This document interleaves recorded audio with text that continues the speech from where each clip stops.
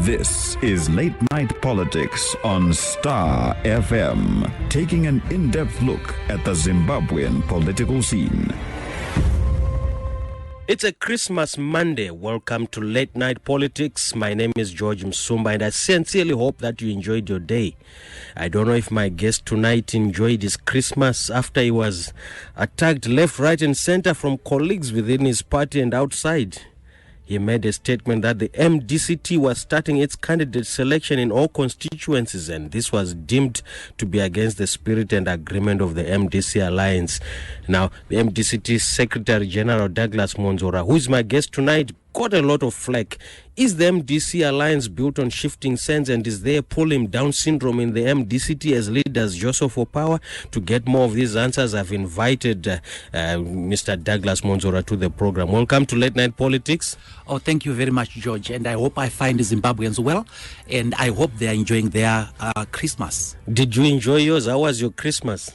Well, I am quite enjoying myself, and I'm quite at home. I am aware, I know that those who were criticizing me had not read my statement apparently, and I have managed to discuss with the party president, and we are in total agreement on how to move forward. But it was clear that my statement had not been understood, either genuinely or not so genuinely. But, we'll get into the details of that because I think it is of interest to find out really, because candidate selection obviously is very important, and you are going to talk us through what you meant about it, and where was it misconstrued or where was it misunderstood and so forth. But firstly, let's look at the voter registration process. You were part of the on the December the 18th in Kariba, the 3-day high-level political platform meeting in Kariba, which comprised ZANU-PF, MDC-T, MDC, and including ZEC. And the purpose of the meeting was to finalize the political party's code of conduct ahead of next year's elections. Any take-homes from that?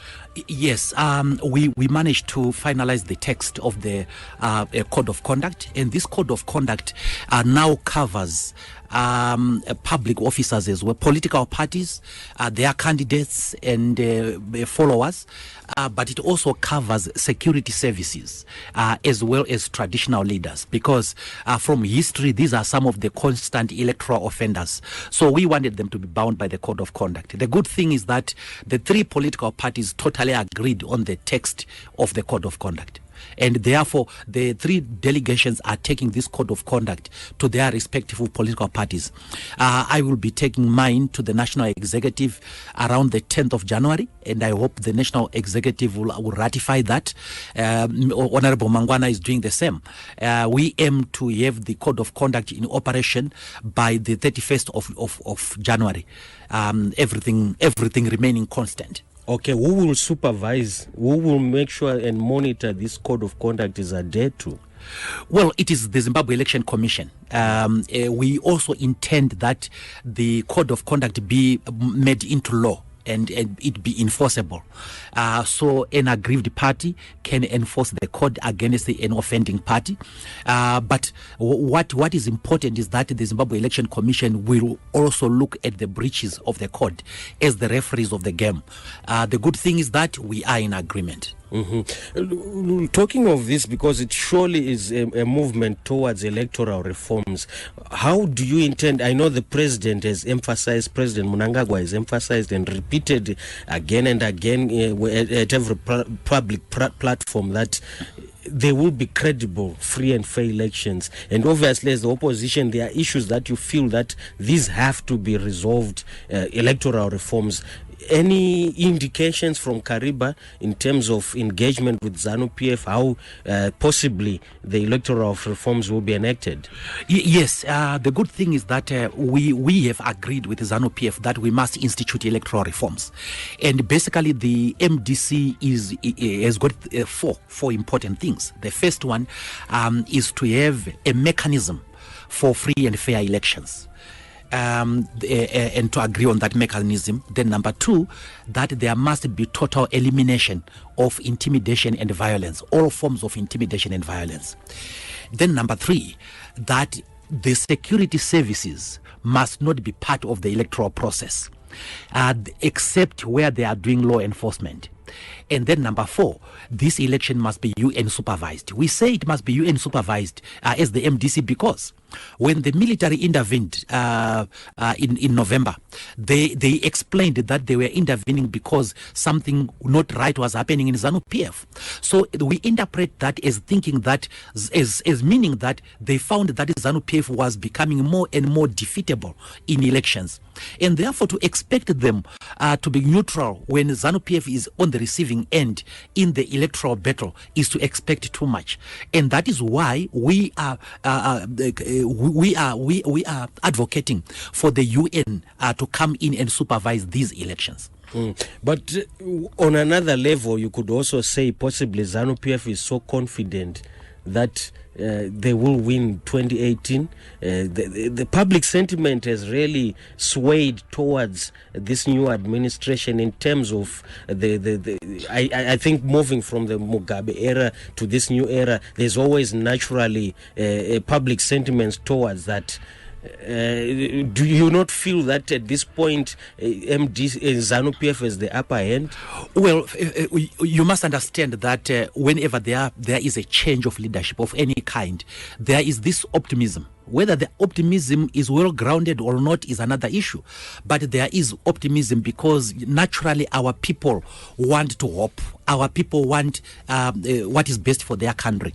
But if you look at what this government has done over the past few days, there's no cause for optimism. The prices have gone up.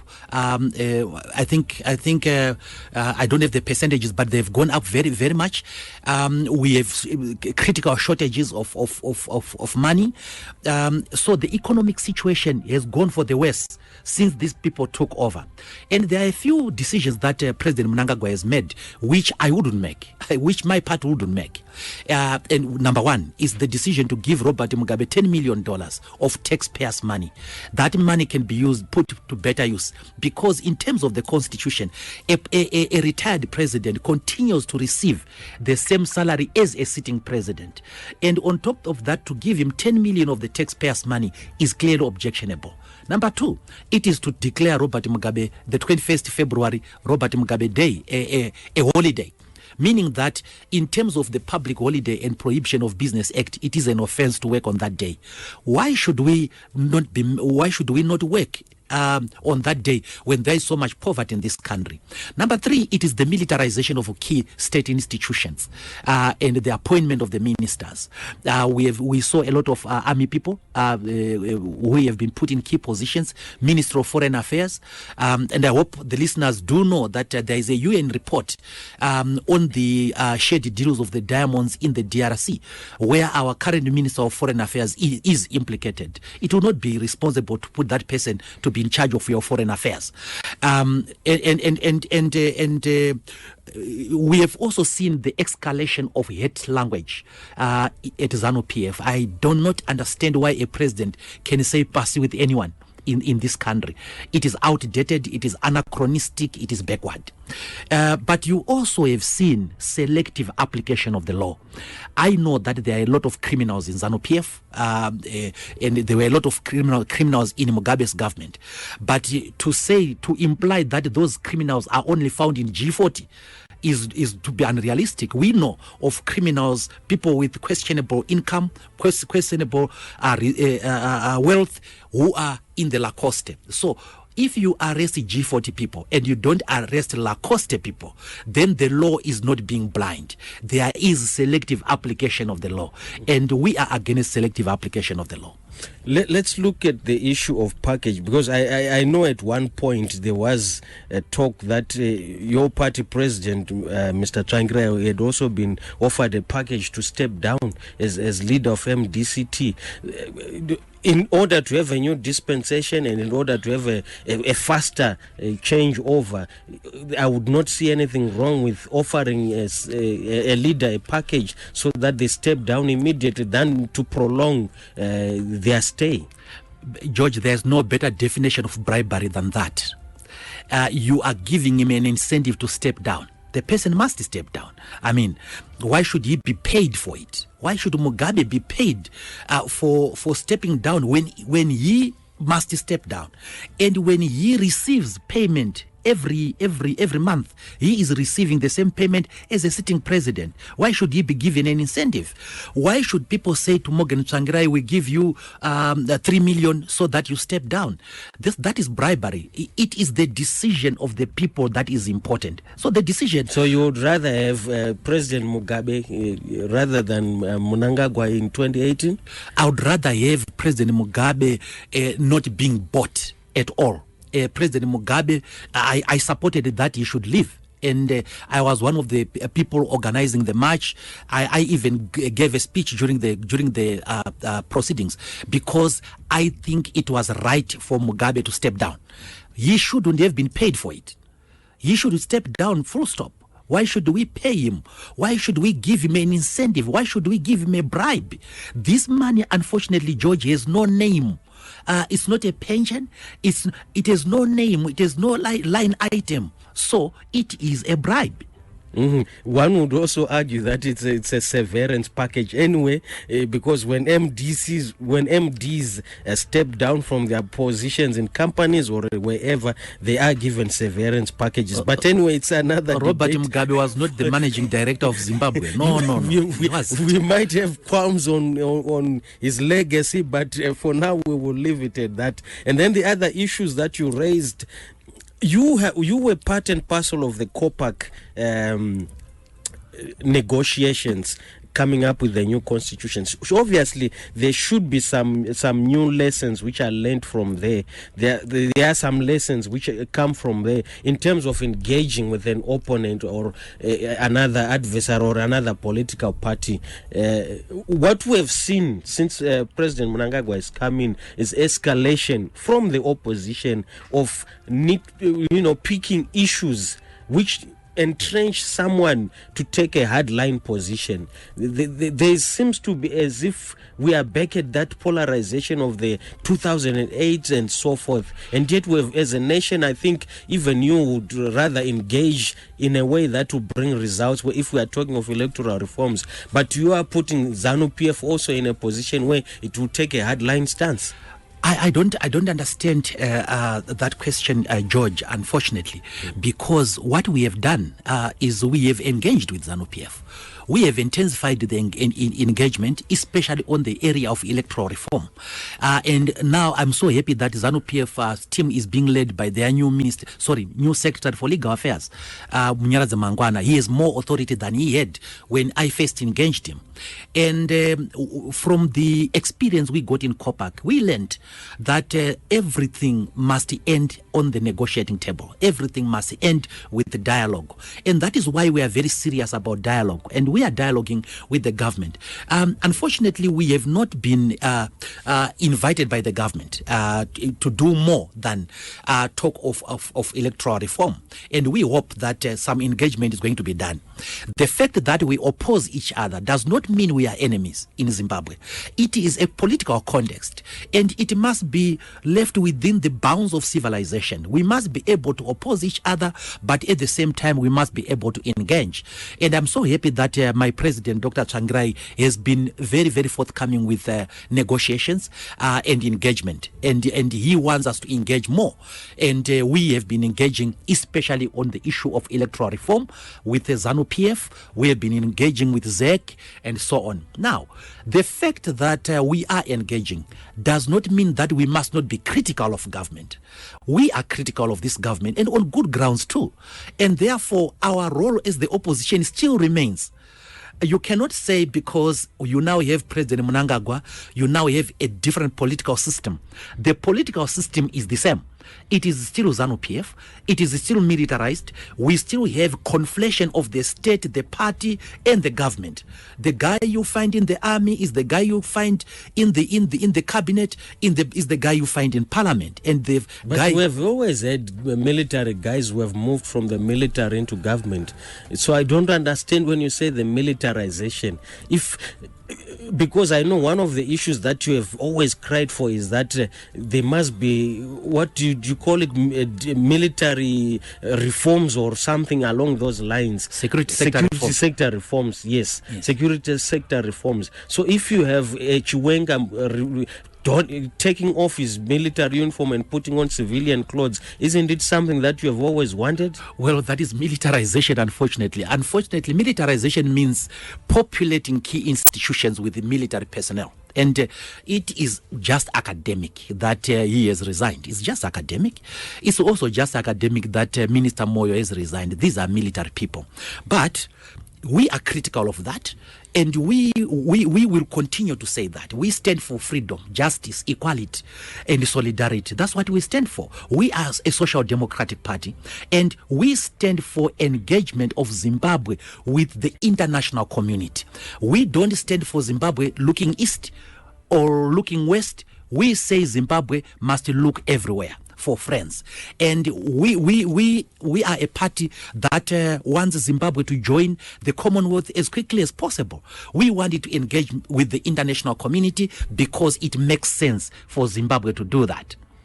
But you see, when you talk of the militarization, because if America does that, I know that one time the Secretary of State General Colin Powell is a former military guy.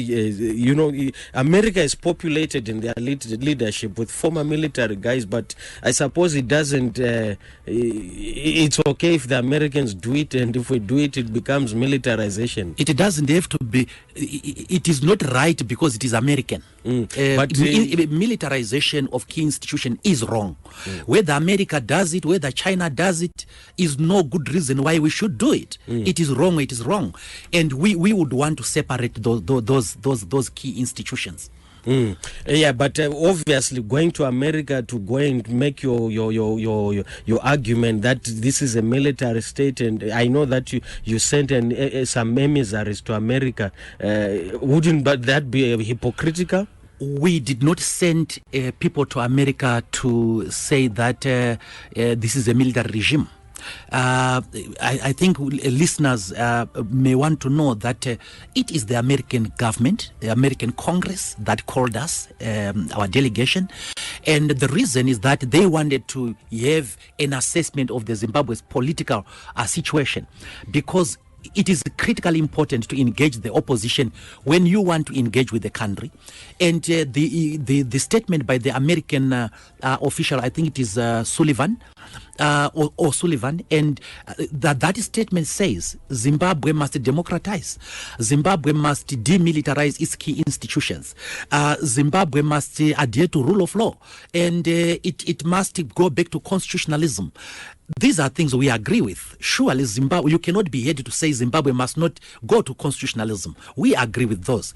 And we think that it is not difficult for the government to implement this. And already the government moved to try to implement this when they took the army from the streets.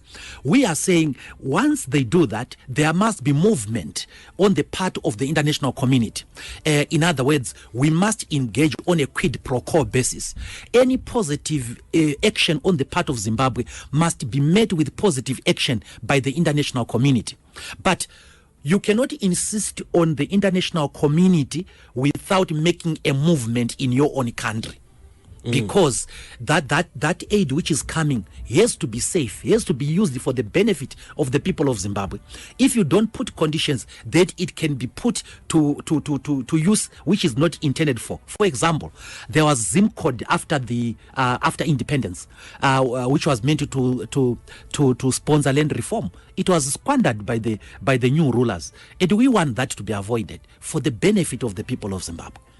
But you got a lot of flack as a political party, and I think there was a lot of hemorrhaging of support from the MDC-T in terms of why would you engage with the Americans first, even though you say it was an invitation, when you have not engaged a 3-week-old Mnangagwa government? We have engaged the Mnangagwa government in the area of electoral reform. But here is a country which is very important when it comes to trade. Any sensible government will want to do business with the United States of America on the basis that it is a world economic power. And therefore, if our opinions can help in the re-engagement exercise, we would rather give it. And we gave it. And it is not true that as the MDC, we said we shouldn't engage. As the MDC, we have always said we want to engage. In fact, I think it is a year or two ago, I actually engaged the European Union. And they asked us what their attitude towards Zimbabwe should be. And we said, you should re-engage Zimbabwe on condition that Zimbabwe undertakes key economic, political, and social reforms for the betterment of our people. And the same stance still stands. Now, the criticism was that someone in the group called for sanctions, and that was Dewa Mavinga. But Dewa Mavinga is not a member of the MDC-T. He is a member of the Human Rights Watch, which is an international NGO. Yes, he is Zimbabwean, but the fact that he is Zimbabwean does not mean he is MDC. Now, what the propagandists were now saying was that his sentiments were taken to be the MDC-T sentiments. The MDC-T was party to the drafting of the statement that was read by Tendai Biti. So that statement, if you read it, does not call for sanctions. Now, you won't be able to regulate the question and answer when people are being asked. But our official position is as contained in our statement to the United States. So what is your position as a party with regards to sanctions? Our position as the MDC is that Zimbabwe, the international community must re-engage Zimbabwe. And we are saying that it is up to this government, it is within the capacity of this government to remove those things that made the sanctions get imposed in the first place. You shouldn't murder your own people, you shouldn't harass your own people, you shouldn't mismanage your own economy. And the argument I hear is that we should be at liberty to murder our own people. We should be at liberty to mismanage our own economy. We must be at liberty to be corrupt. I am saying that is wrong. But as the MDC, we are calling for re-engagement of Zimbabwe with the international community and the reintegration of the Zimbabwean economy to the world economy. Would you tie all those conditions when people are saying, look, let us focus on building this economy? Because 2013 elections were relatively violence-free. Why should we now, if something happened and if there is a promise that we are moving towards those reforms, raising those issues now on an international platform instead of explicitly calling for the lifting of the sanctions, wouldn't that... We have done that. And the MDC-T speaks through its spokesperson. And the spokesperson, Obed Gutu, has issued statement after statement calling for the removal of sanctions. He has done that. And so the MDC position is very, very clear. When I talked to the officials of the European Union, I made that clear as well. That's why you had no complaint about my discussion with them, because our position was very, very clear. We want re-engagement of Zimbabwe. We don't want anything that exacerbates the suffering of our people. Talking of party policy position going out to the people, one begins to notice that is there policy cohesion in the party, and what is the party's policy with regards to officials going on social media, because this reflects also what the MDC-T stands for. If an official, if a top high-ranking member of the party goes on social media and says something, we take it to be the party position. Well, first, we encourage our leaders to go on social media to interact with the society. And of course, we also expect our leaders to be responsible and to make sure that they communicate what is true and communicate what is constructive. Here and there, you see acts of indiscipline, and we are trying to deal with that. But we encourage our leaders to be on social media. Our president is on Twitter. He is on WhatsApp. He is on social media. I am on social media together with other colleagues in the top leadership of the party. We encourage that so that you increase the flow of information and interaction with the people of Zimbabwe. I find social media quite helpful, and we get a lot of good ideas from members of the public. on social media. The issue of the return of the white farmers, it has been widely condemned by senior members of the MDC-T. You remember this issue where the farmer in Usape was reinstated at his farm, and we see MDC-T members now saying, why is the Mnangagwa administration bringing back the farmers, the white farmers? It smacks of racism, it smacks of... The constitution doesn't, it recognizes that we do have people of who are white, but they are also deemed to be Zimbabweans. Has the MDC-T gone racist? No, and I want to say, George, that is extremely wrong. I mean, for an official to say that, the position of the MDC regarding the land question is that the land question must be completely de-racialized.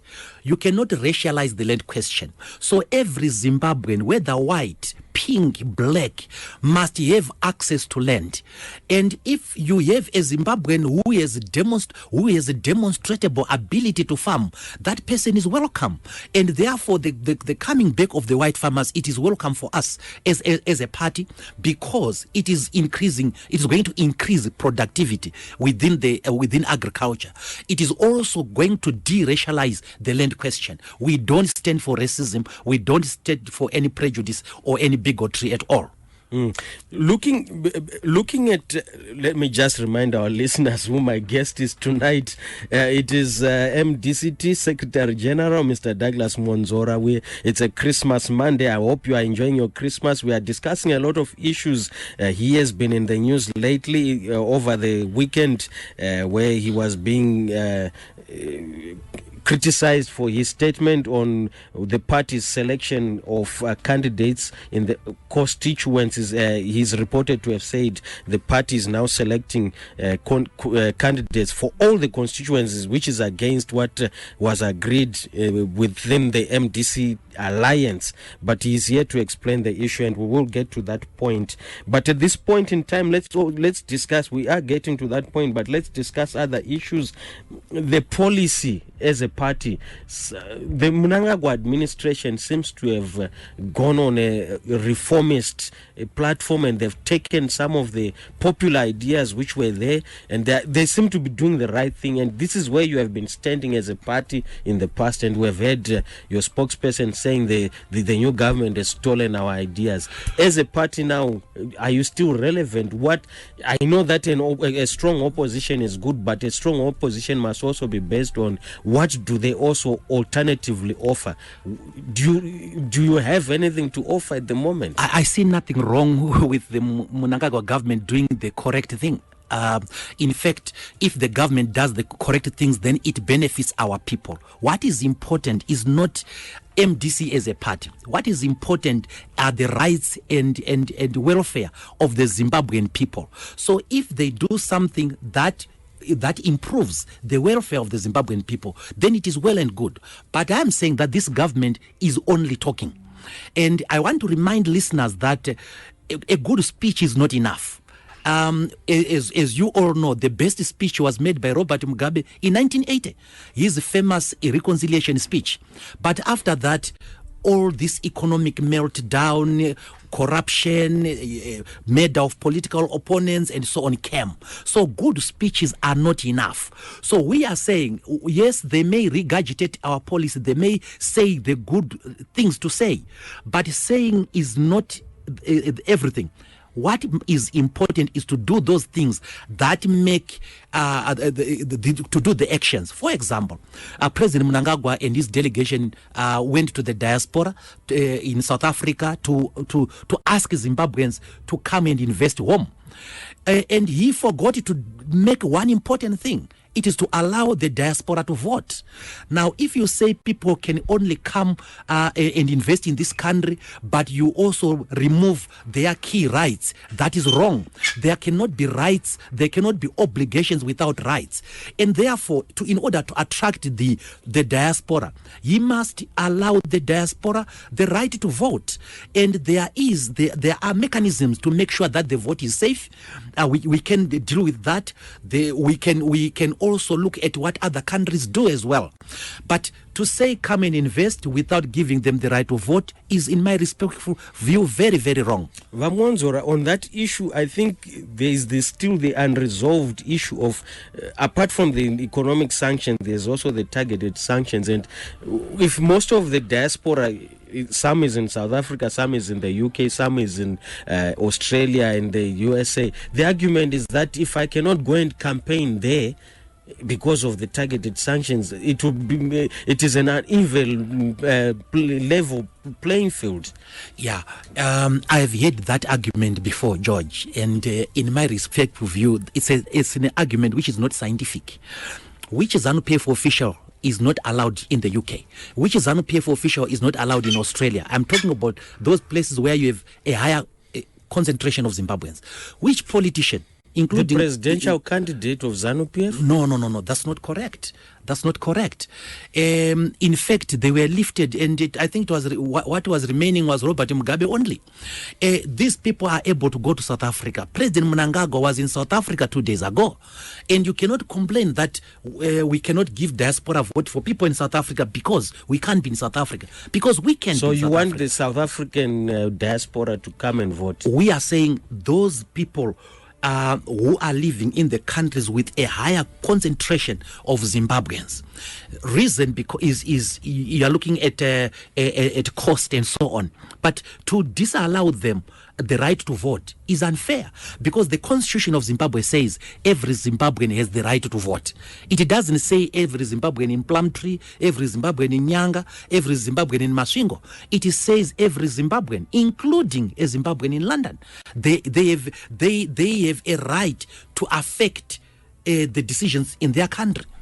Logistically, of course, we do realize that even in South Africa, most of our Zimbabwean brothers and sisters, they don't use their real names, and it's one of those things that I think in the electoral reforms you can negotiate and talk about and come to a solution. Because I'm looking at it logistically to say, if I go to South Africa and I begin to use another name, how do we go around that? Sure, that has to be dealt with. Of course, we also want to make sure that we do not open this avenue for criminals, genuine criminals. And therefore, we are willing to discuss with the government regarding how to make the diaspora vote secure. Mm-hmm. Oh, just to go back to that issue, the American delegation, why was Mr. Nelson Chamisa chosen ahead of the other Vice President, Madame Coupe? Do you might know why Mr. Chamisa was chosen to go with Mr. BT?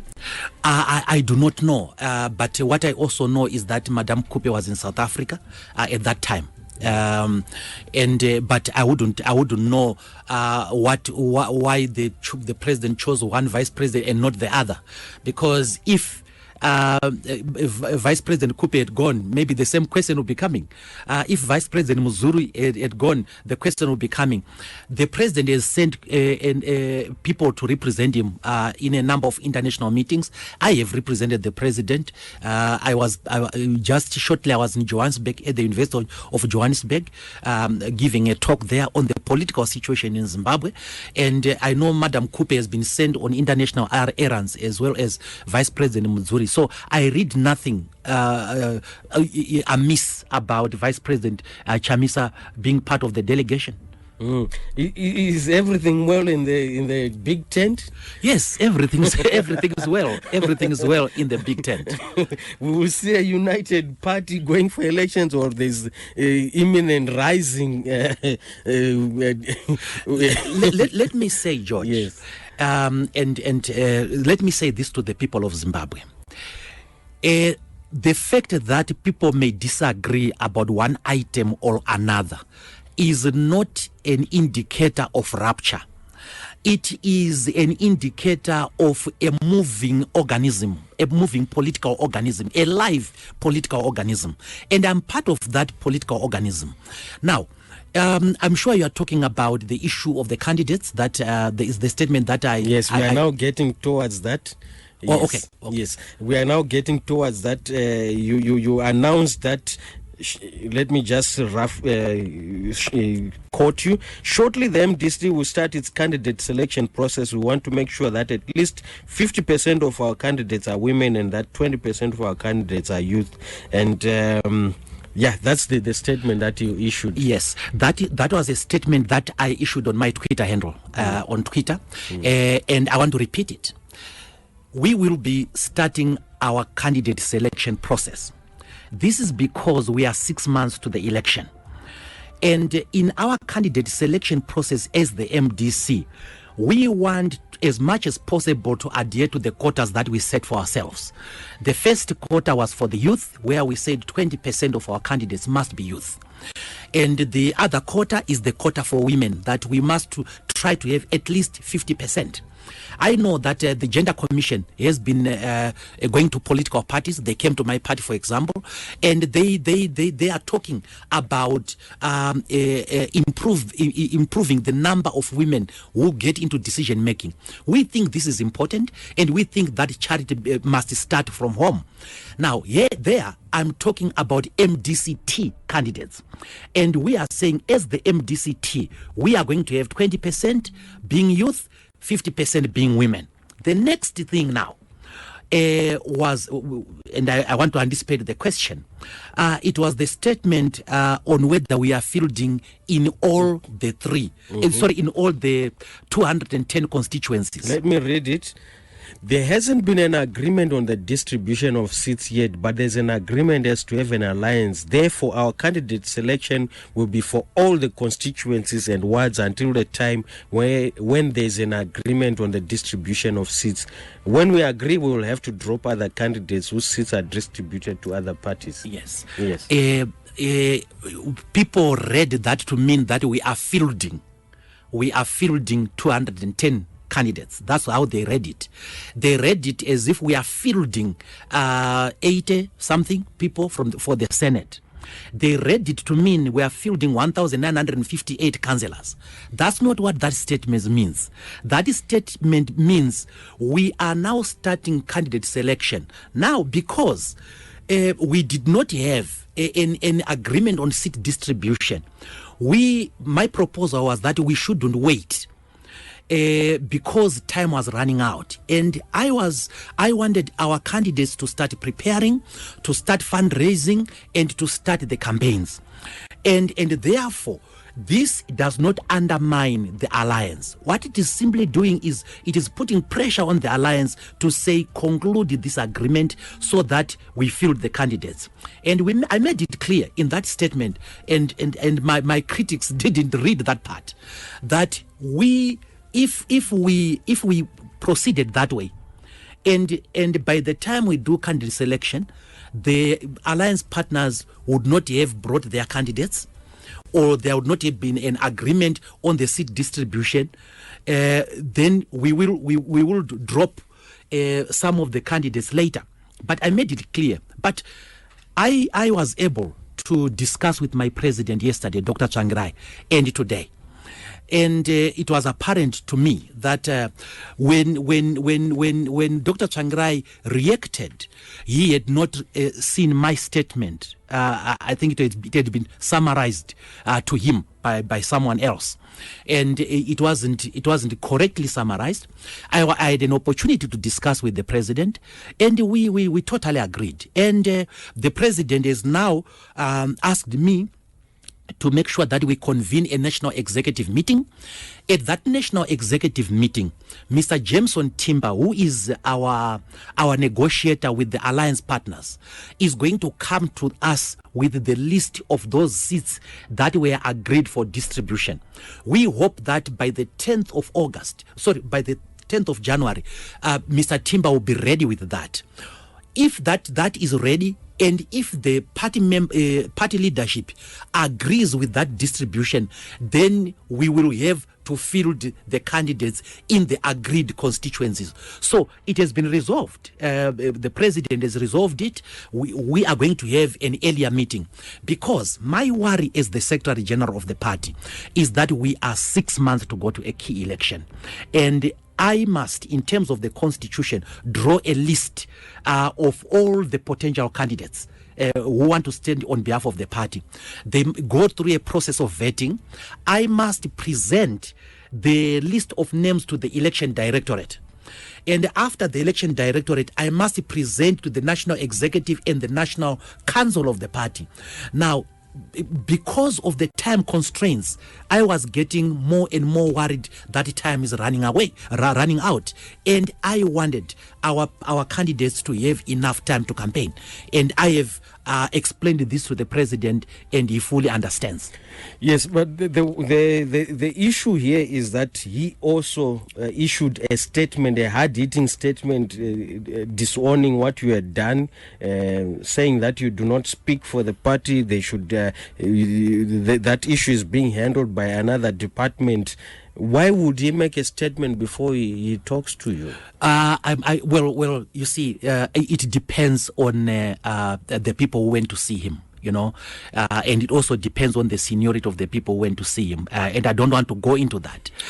But the issue is that I have since discussed with the president. I made my position to him very, very clear.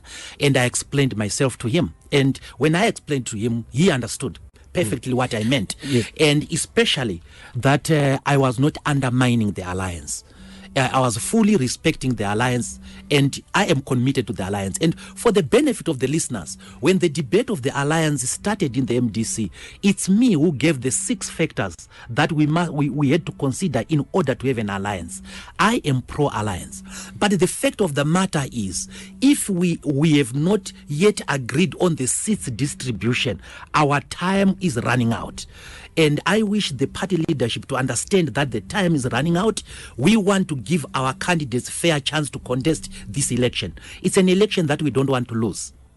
But the worrying thing is that you are going for 2018 elections, and here you have senior members taking a half-baked report to say Mwonzora is undermining the alliance. Isn't that cause for worry? Well, the truth of the matter is I'm used to it. Sometimes you have, this is politics, and people pick and choose what they want to say, and they omit other things. For example, in my statement, I made it clear that I was not undermining the alliance, but somebody interpreted it as undermining the alliance, ran with it that I was undermining the alliance. I was not doing any such thing. And I was part of the original formation of the National Electoral Reform Agenda.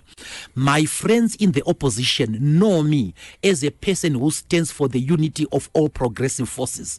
I have done that as an official of NERA. I have done that in my capacity as Secretary General of the MDC. And my record speaks for itself. But there's nothing I can do about people who would want to criticize me for the sake of it. I am occupying a position of influence within the opposition. Some people may not like that, but that is the fact of life. But what motivates me is to do what is right. And what is right is for the Zimbabwean opposition to unite. And what is right is for the Zimbabwean opposition not to be sluggard. They must be vigilant. They must do things on time. And I am worried that time is running out. And I said that because I wanted us to do things on time. And any Secretary General would have done that. Okay. Is Mr. Tsvangirai also aware that there could be these ructions where you as senior party leaders, someone will come with a false statement and implicate that one or for some reason? Well, the good thing about President Tsvangirai is that he's a very intelligent man, and he is a man who is fair. And when you explain things to him and he understands them, it ends there. For example, I explained to him what my concern was. And when I explained to him, he understood and he agreed to give a solution. And the solution is that the national executive is meeting and Mr. Timber is going to produce whatever he has. But by he way hasn't of put out a statement as bold as the one which was undermining what you had done. Well, it is basically up to him, and for me, it's no longer very important. What is important is that we are moving on. What is important is that there is no dispute between myself and my leader anymore at all. There had never been anyway. And what is important to me is that my party has remained united. What is important to me also is that the alliance partners wanted to keep the alliance, and that is important to me. And I am sure that everybody is going to move with speed. We don't have to be sluggard. Okay, one of the criticism was that, okay, the alliance, yes, it only benefits the smaller parties because they were not going to have the numbers anyway, so why would they leave the alliance? And some within the MDC-T are saying, look, do we really need an alliance now that President Mugabe is gone? Well, the alliance was not for purpose of removing Mugabe. The alliance is for purposes of winning the presidential election and the parliamentary elections. So the fact that Mugabe is gone is not important. What is important is that the system that he put into place is still intact. It is a government we oppose, and therefore we are going to have this alliance in order to win the elections against the current president and his team. In terms of team building, I know that there is the elections directorate, which is headed by Mr. Morisi. How are you working with them? You are the Secretary General of the party, and he is one of those who also dismissed what you had when you gave out that statement on candidate selection. It seems there is not much cohesion between your two offices. Well, I can't speak for Honorable Azizai. He made a comment that I think is regrettable, but I can't speak for him. And also, I will engage him. I'm going to be engaging him. But what is important is that the party has the elections directorate. It's not headed by Morisi Zizai. It is headed by Love Momoyo, the national chairperson. He has the elections directorate. I'm a member of the directorate. Mr. Honorable Zizai is a member of the directorate. Honorable Zizai is the secretary for elections. And I am Secretary General. Secretary General in hierarchy is above the Secretary for elections. He is Secretary General. He is like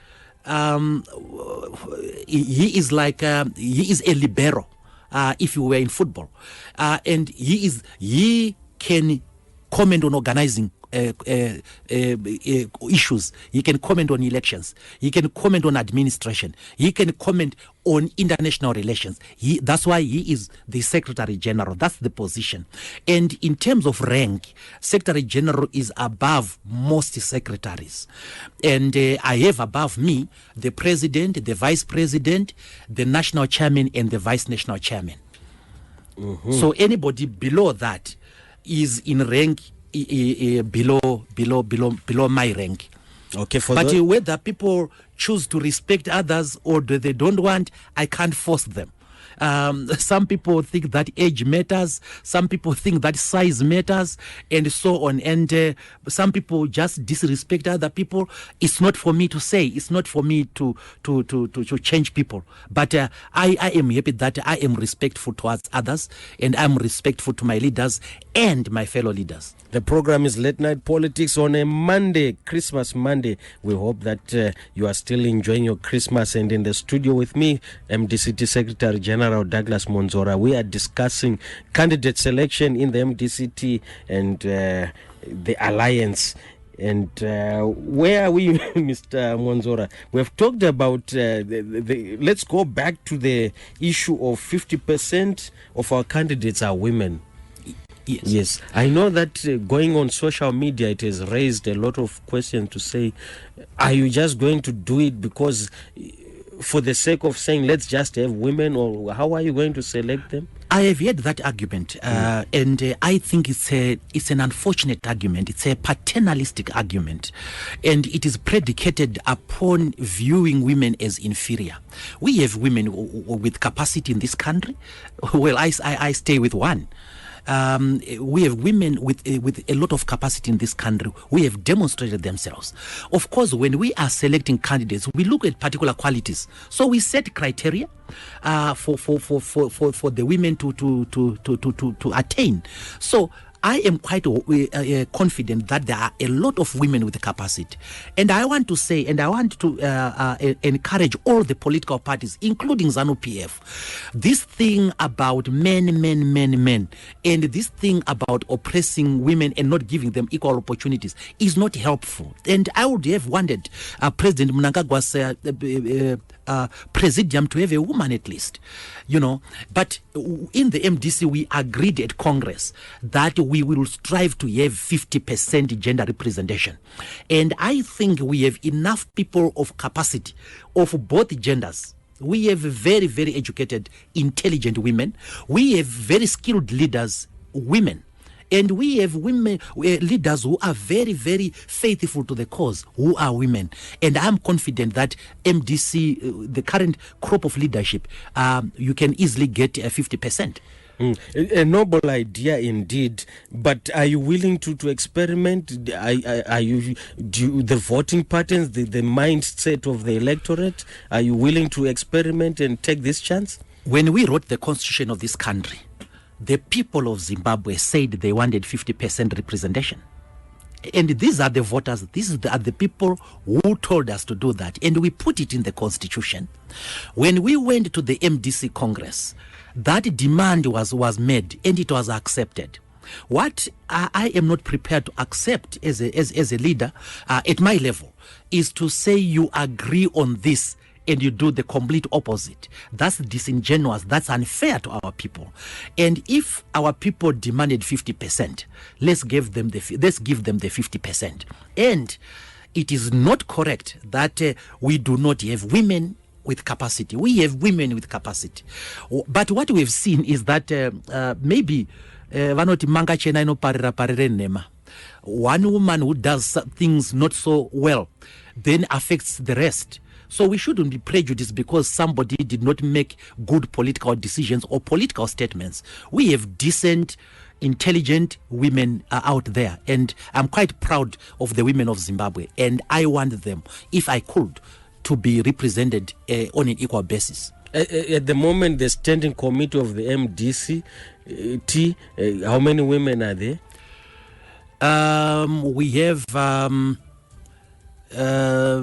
We have 5 women in the standing committee out of a standing committee of 17. That translates into 33%. We are not too happy about that. So we want to move from 33% to 50%. In the last parliament, in the 2008 parliament, I think we had 18% women. We want to increase that figure. How do you intend to do it? Do you want to? Is there a protected seat, or will they be contesting with the men there? What will happen?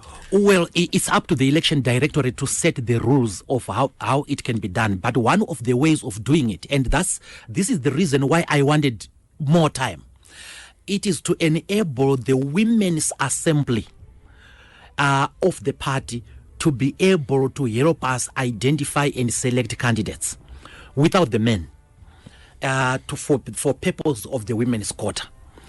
That's one way of doing it, and I think it's quite workable. For the youth as well, we want the youth assembly of the party to be able to have a say in the identification of the candidates, and not for the senior leaders of the party to be overbearing on the women and on the youth.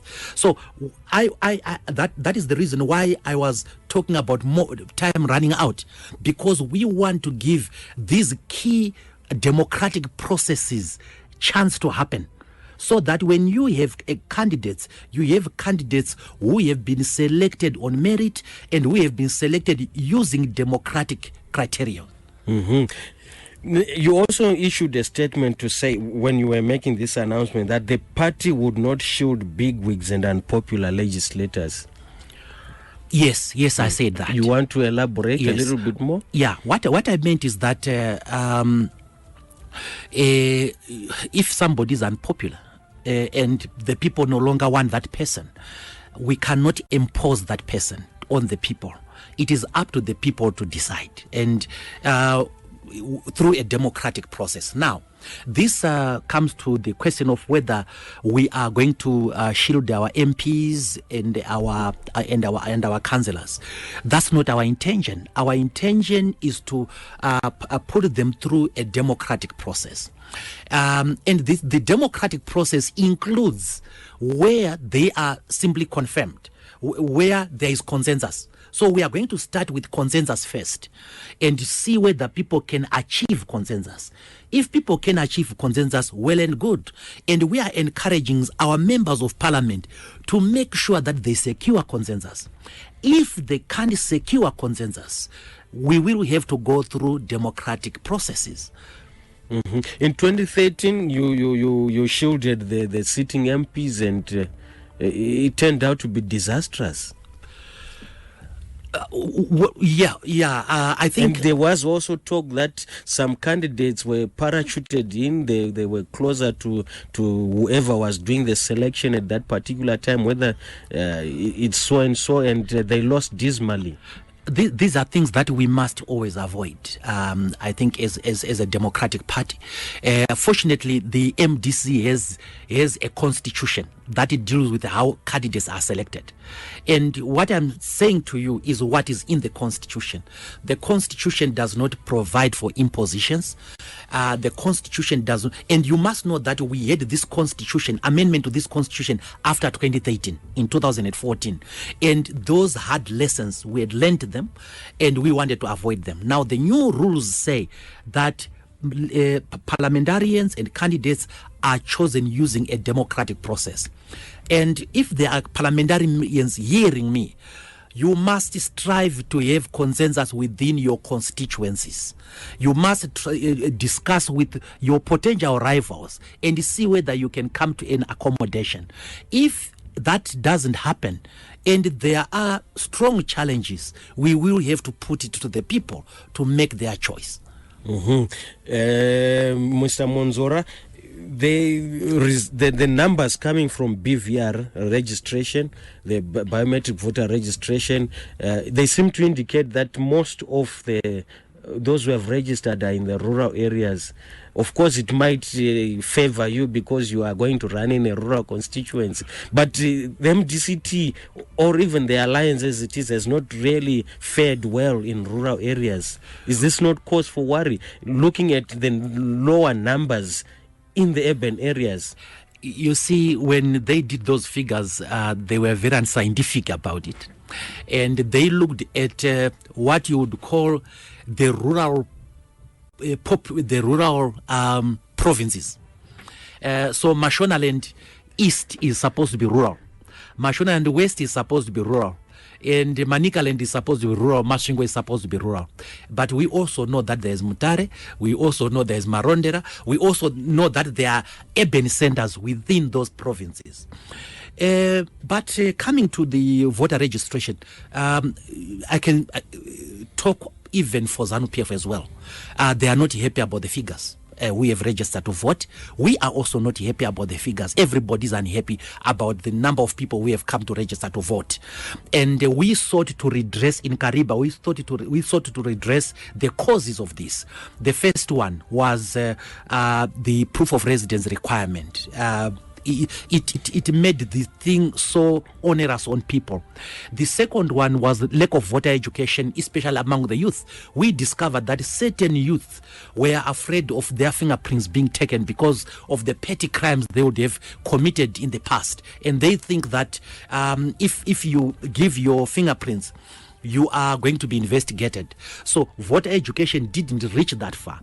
We also noticed that in areas of Matebeleland mostly, there was no documentation. What the Registrar General simply did was to, he went after Zeki in most of the places. So people registered and then IDs came later. So we have requested that the voter registration be extended by 6 weeks, and we are agreed about that. We have also requested that the Registrar General goes back to the country and gives people IDs.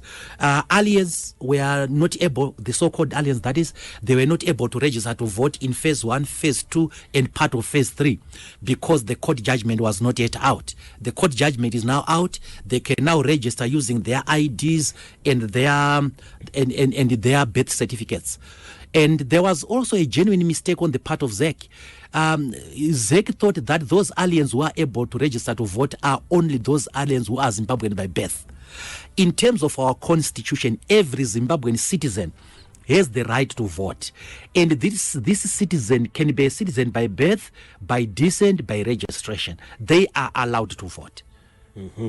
It has been a very engaging conversation, Mwonzora. But looking at I think that the electorate has sort of woken up. There's so much interest in politics now. Even the urban populations, they are looking at it in terms of they study policy and so forth. Are we going to? What is the message that you if I was to ask you in one line, what would be the message now? Previously, yes, it would be very easy to say Mugabe must go, but what would be the message now? This system must go. It has mutated to this system. Mugabe has gone. But by Mugabe, we meant Mugabe and all that he represented. The going of Mugabe does not mean the going of Mugabeism. Mugabeism still stands. And we need to get rid of this system and have a government that is responsive to the people's wishes, a government that is democratic, a government that doesn't disenfranchise its own people, and a government with a clean past. While we may not judge the current leaders on the 3 weeks or 4 weeks that they have been in power, we can definitely judge them using their history, their historical evidence. And we want a cleaner leadership, and we want a relatively younger leadership now. And we want... What if the electorate is more forgiving? Well, the thing, George, is that it is up to the people of Zimbabwe to choose the leaders that they want. And we are going out there to say, in a free and fair contest, and we are going to be marketing ourselves. What does MDC stand for? Is it worth it to the people of Zimbabwe? And we are trying to argue that it is worth it. We have affected in the past the people of Zimbabwe's lives for the better. When we entered into the GNU, there are 3 fundamental things that we did. We improved the economy. We came up with a new constitution of Zimbabwe. We reduced the amount of violence that was there in this country. So we definitely brought, and the Prime Minister, President Tsvangirai, brought a work ethic that was not there in the government previously. And therefore we have positively affected the lives of our people. And all we are asking is for us to be given another chance. And this time to be given an unequivocal mandate. And I hope that President Mnangagwa, Vice President Chiwenga, and Vice President Mohadi are going to respect the wishes of the people of Zimbabwe and not do what they did in 2008. Thank you very much for this discussion, Mr. Mwonzora. Douglas Mwonzora is the MDC-T Secretary General. We were discussing an issue which was raised. I don't know, I asked him earlier on if he enjoyed his Christmas because here he was attacked left, right and center by his colleagues in the MDC Alliance, in the MDC-T party, when he raised the issue that there must be candidate selection, but in all constituencies, and he has explained that it didn't mean that all constituencies, 210 of them, would be contested by the MDC-T against the spirit and agreement of the MDC Alliance. Thank you very much for coming to the program, Late Night Politics. We hope you continue to have a beautiful Christmas. Oh, thank you very much, George. And I wish the people of Zimbabwe, wherever you are, to enjoy yourselves. Please remember to register to vote, and also remember to love your neighbor as you love yourself. Thank you very much. Good night. Catch me again next Monday for another edition of Late Night Politics. You've been listening to Late Night Politics on Star FM. taking an in-depth look at the Zimbabwean political scene. Join us again next week, Monday, same time on Star FM.